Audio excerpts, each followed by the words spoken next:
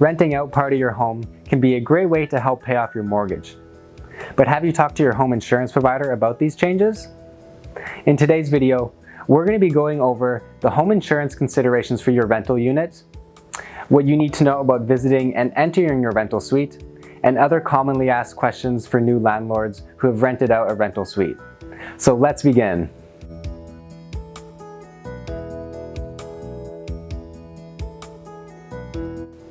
I'm going to be going over some examples that could affect your home insurance. If any of these examples or scenarios relate to you, I recommend you contact your home insurance provider so you can discuss the specific details and to make sure you have the right coverage for your rental suite. The first scenario. Your home, which was originally insured as a single-family dwelling, has now become a two-family dwelling. If you fail to let your insurance provider know about these changes, in the event of a loss or a catastrophe, you may be without coverage. Scenario 2. The replacement cost of your home has significantly increased because you finished the basement suite. You'll need to adjust your property coverages accordingly to make sure you have the right coverages in the event of a total loss. The third scenario. If you have any furnishings in your rental suite, such as washers, dryers, couches, or draperies, you may not have coverage for this unless you specifically selected landlord's property insurance. The fourth scenario. You could be counting on the rent payments to help pay your mortgage. In an instance where there's a fire and the renters or tenants need to move out, you'll want to make sure you have rental income insurance. This will help cover those lost revenues in the event when you need to rebuild and repair the property. The fifth scenario. With more people living in the home means there's a higher liability risk. You should consider talking to your insurance provider about adjusting your premises and personal liability. And the last scenario. If you've converted the garage into another bedroom, your detached structures coverage may not apply anymore, and you may need to upgrade this to a second dwelling so you have the proper coverage. A rental suite can be a dream come true in helping you pay off your mortgage. But if you don't insure it correctly, and if there is a disaster or catastrophe, this could put you in a dire financial scenario. So really make sure you have the right insurance coverage, and if you're unsure, you should speak with an insurance agent. As a landlord, you know how important regular visits to the rental property are. Even if you've done a thorough job in screening and selecting your tenants, regular visits to the unit will ensure that the property is being properly maintained.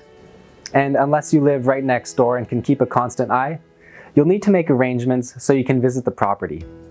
You can do a drive-by of the property whenever you like. But when are you actually able to go inside and view the rental property? This is a sticky issue for most landlords. There are laws and regulations pertaining to around when and how you can enter the rental property. For instance, in British Columbia, there's laws and regulations set out that gives renters the exclusive possession, reasonable privacy, and peaceful enjoyment of the property. If you drop in without giving proper notice, you could be in violation of these laws, and there could be harsh consequences for you to pay as a landlord. Generally, there are about 5 conditions a landlord must follow to be able to comply with the regulations and laws to allow them to enter the rental property. The first reason is that there is an emergency, and to prevent further damage, the landlord must enter the property.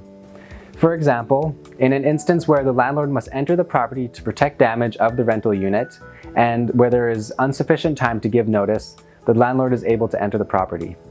The second condition is the renter is given written notice not less than 24 hours and not more than 30 days before. The third condition is permission is simply granted by the renter. In instances like this, we still recommend that you document that communication through email or text.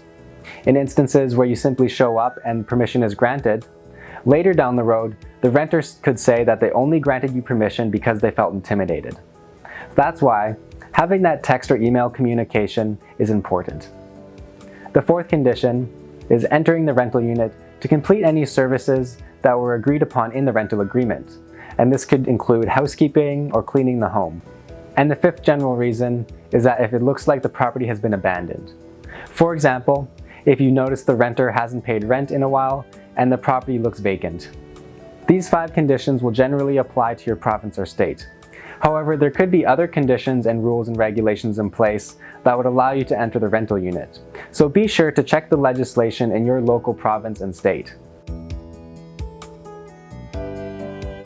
When you as the landlord provide written notice to the renter to enter the rental unit, you'll need to make sure that written notice has two things. First is the reasonable purpose to enter the unit, and second, a time, no earlier than 8 a.m. and no later than 9 p.m. There could be instances where the renter still denies entry to the rental unit if they see the reason you provided as not being a reasonable purpose. So what is a reasonable purpose? Well, there are a few things here we're going to go over. 1. You need access to the unit to make repairs to the rental property. 2. You need to inspect the rental property for any damages. And 3.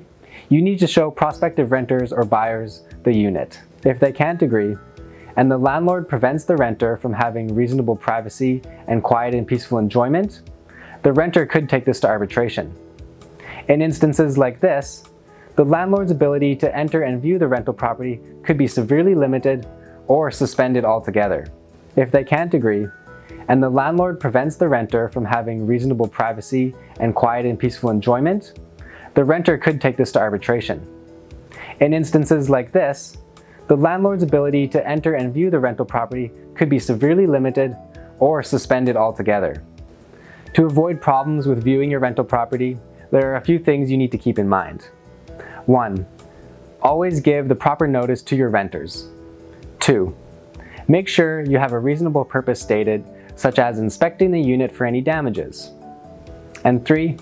Always record your reason and time of entry just to have a record for yourself. We recommend that you discuss visits and inspections with the renters beforehand. That way, if they know you're going to be making regular inspections, they won't be surprised and the process will be much smoother.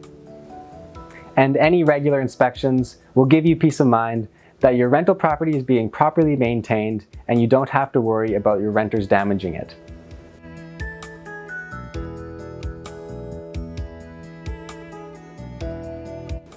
There are many aspects that can qualify your rental suite as legal or illegal. For instance, in British Columbia, the unit needs to be registered with the city it resides in, and the rental suite also needs to meet the building codes and requirements for that area. And while some landlords do rent out unauthorized or illegal suites, they do face the risk of having expensive lawsuits against them, or having to return that home to a single-family dwelling, or maybe make expensive repairs or upgrades to the building in order for it to be considered a second dwelling that someone can rent out. Lastly, there could be other financial consequences around that rental income that you've collected and whether or not it's legitimate. There is no specific notice that you as a landlord have to provide the renter if you wish to provide them written notice for entry. You just need to make sure you stated the reasonable purpose and the planned time that is within the 8 a.m. to 9 p.m. time slot. In most situations, a simple text or email will suffice. We don't recommend that you phone them, as text and email can leave a paper trail, and this could come in handy down the road should the tenant say they never actually gave you permission in the first place, creating a sticky situation for both yourself and your renter. By way of communicating via text or email, you can track the communications so you can protect yourself as a landlord. So now you should have a full understanding of how and when you're allowed to enter your rental suite. And you'll also need to review your policy for the specific home insurance considerations if you have a rental suite in your home. So if you're looking for a home insurance quote or looking to point your renters to a reputable renter's insurance provider, you can visit squareoneinsurance.com.